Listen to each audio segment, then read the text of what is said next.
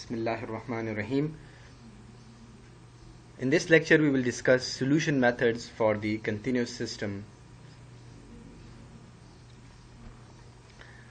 Different topics that we will discuss in this lecture would be the development of a mathematical model. Primarily we will look into the differential formulation, and then we will see that how can we solve those mathematical models, more specifically using approximate solution method. And in this lecture we will see that how can we solve those mathematical model using weighted residual method. So in the last lecture we saw that whenever we are interested to find out or analyze the physical system, we have to go through certain steps. The first step is to convert that physical system into a mathematical model by making certain assumptions, or in typical terms I would say that you have to make certain idealization to convert that physical system into a mathematical system. And usually that mathematical model or mathematical system comes in the form of differential equations. Now in order to analyze that physical system, basically what you have to do is you have to solve those differential equations. You can solve those differential equations using analytical methods or using numerical methods.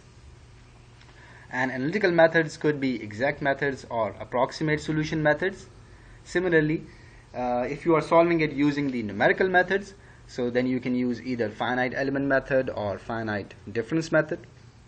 In today's lecture we will see how can we solve those mathematical models or differential equation using approximate solution methods. But before going to the solution of the mathematical models, first of all we'll see that how you can develop the mathematical model from a physical system, right? Just to give you an idea how mathematical models are developed from a physical system, from a given physical system.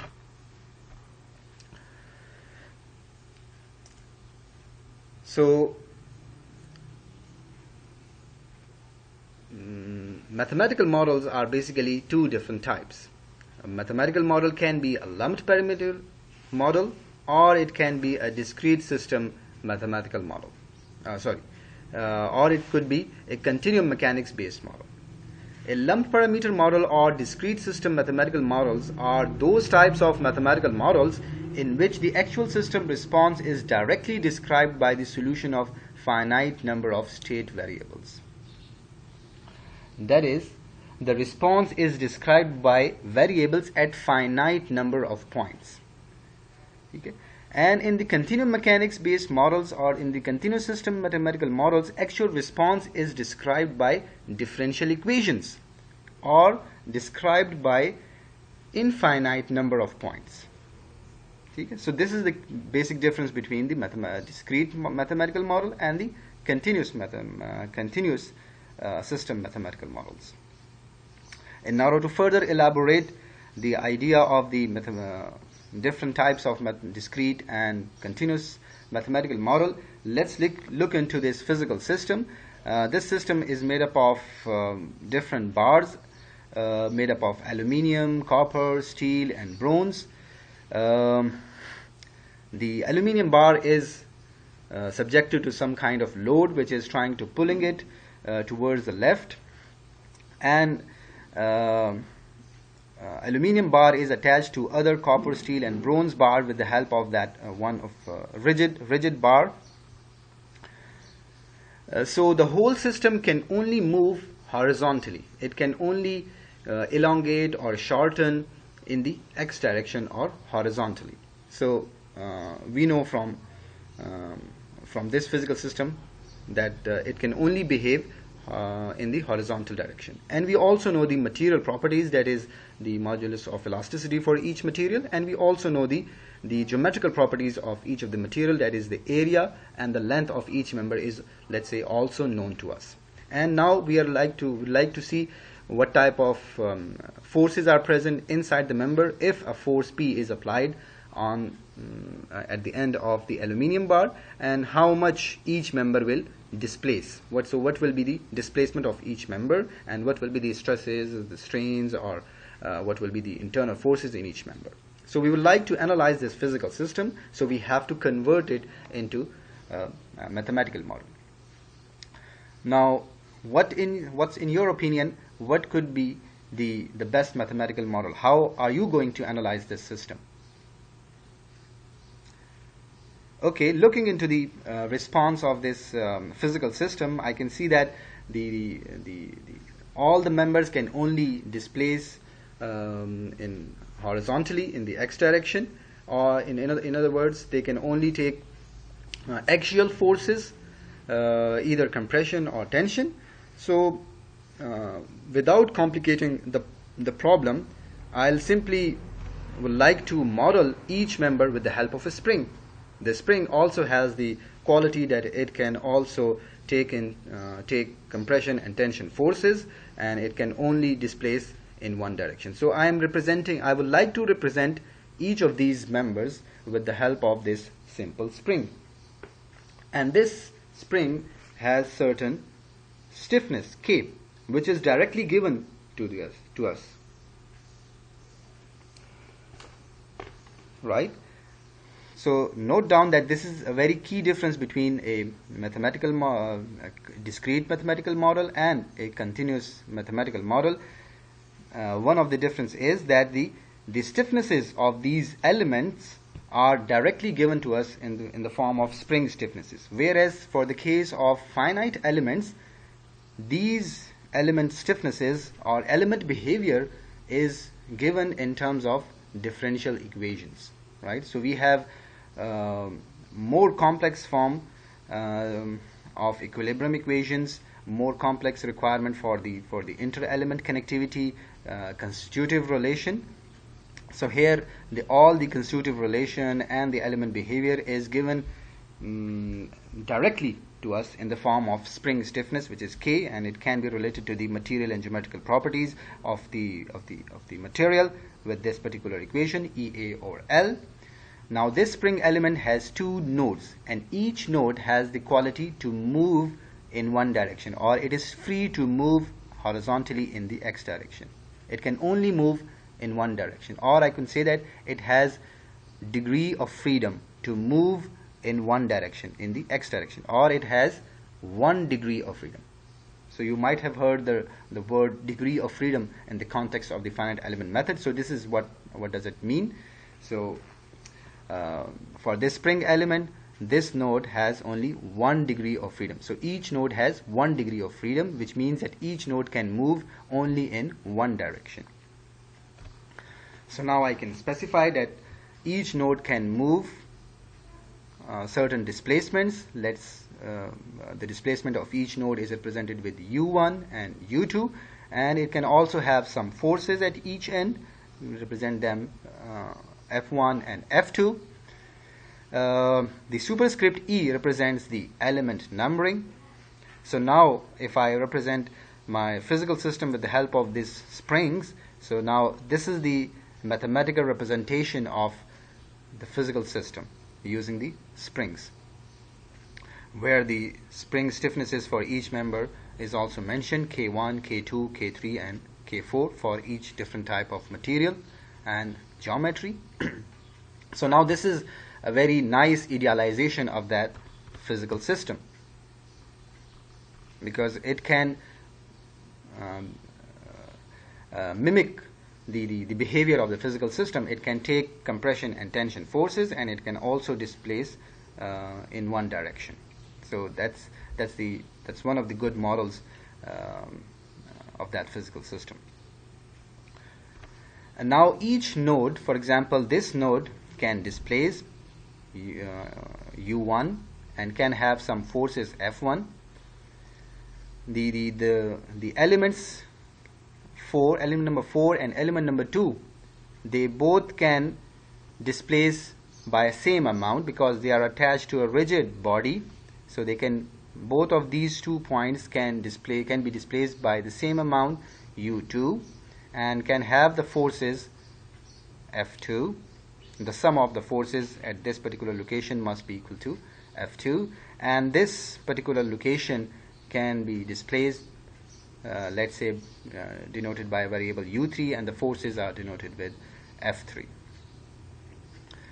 Note down the element behavior is represented with K1, and then later on I have to enforce the element connectivity requirement as well. That is, in this case, this spring is connected with these other springs as well, which means that the displacement of this particular node of element number 1 must be equal to the displacement of element number 2 and element number 4, right? Because they are displaced by the same amount, and the sum of all the forces, all the internal forces at this particular joint must be equal to F2. So these are the inter-element connectivity requirements which I have to enforce in order to get the complete system equations. But first of all, let's get the element equilibrium equations. So for the element number 1, which is connected to these two nodes having spring constant K1, the equilibrium equations can be written down in this matrix form, where we know that if the spring is displaced by a certain amount, so the force created at node number 1 is equal to the force created at the node number 2, but with the opposite sign, right? Similarly, I can also describe the element behavior and the element equilibrium for the member or the element element number 2. For the element number 3, again I can write it down, the element's equilibrium equation, K3 times U3 must be equals to the force at this particular node. And similarly, I can also write down the equilibrium equation for the element number 4. So now I know the element behavior and element equilibrium is there, which so this equation not only incorporates the equilibrium requirement, but it also incorporates the constitutive relation between the stresses and the strains. Next thing is that I have to, once I have the element equilibrium equations, I have to develop the whole system equilibrium equation, which is usually the assembly operation. So I have to assemble the stiffness matrix by invoking the inter-element connectivity requirement, which says that the displacement must be same at each node, and the sum of the forces must be equal to the resultant force. So this force must be equal to F1, this sum of forces must be equal to F2. Please refer to the figure, this figure, and sum of these forces must be equal to F3. So now I can summarize the different steps that are involved in the analysis of discrete system. The first step is the system idealization, in which actual system is idealized as an assemblage of finite elements, as an assemblage of elements, but finite elements. So the actual system response is defined at finite number of points. Which finite points? This point, at this particular point, and this point. So there are 3 different points at which the whole system response is described, defined. Then after the system idealization, mathematical modeling was done, in which equilibrium equations were developed for each of the element in terms of the state variables. Once the element equilibrium equations are there, then we will invoke the inter-element connectivity requirement to establish set of simultaneous equations for the unknown state variables. And once those equations are known to us, we can solve those simultaneous equations to find out the unknown variables. So these are the 4 key steps for the solution of discrete system. For the continuous system, the actual system is idealized as an assemblage of infinite number of differential elements. So you don't have finite elements, but you have infinite number of differential elements, and hence the actual system response is defined over infinite number of variables. And once you have those infinite differential elements, then you have to define the behavior of that differential elements, just like we defined the behavior of the spring. That is, behavior is defined with the spring constant k. So similarly, you have to define the behavior of these differential elements, and the behavior is then defined using the equilibrium equations, the constitutive relations, and interconnectivity requirements, and all these are expressed in terms of differential equations. So you see that now we have defined the behavior of these elements and the whole system, that is the equilibrium requirement, the constitutive relation, and the inter-element connectivity requirement of these differential elements using the differential equations. And then the next task is to solve that differential equation with some boundary conditions, or for dynamic analysis with some initial conditions. So that is the difference between the continuous system and the discrete system. In the finite element method, we will study the analysis of continuous system. Okay? So now you know, whenever I talk about the continuous system mathematical models, so you will automatically know what is a continuous system and what is the difference between the continuous and discrete system. In dealing with relatively simple systems, these differential equations can be solved in a closed form using techniques of integration or separation of variables and so on, which you might have learned in your FSC or in your bachelor's in the courses of algebra or calculus. For more complex system, approximate procedures of solution must be employed. First of all, we will see that how a governing differential equation for a particular system can be developed, and then we will look into some classical techniques, classical approximate solution methods, in which a family of trial function is used to approximate the solution. Okay.